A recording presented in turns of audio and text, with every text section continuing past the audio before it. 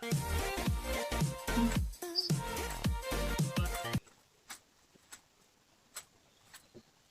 ่กระชายนะคะแดงใช่ ๆแล้วก็นี่ขมิ้นเขือพวงจ้ะเผื่ออยากแกงพะแนงแต่ไม่รู้ว่าเครื่องพะแนงอยู่ไหนเขือไปก่อน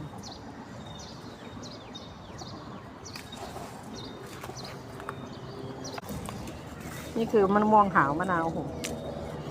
แต่ก็เปรี้ยวอย่างมากนะมันเป็นยาสมุนไพรอย่างดี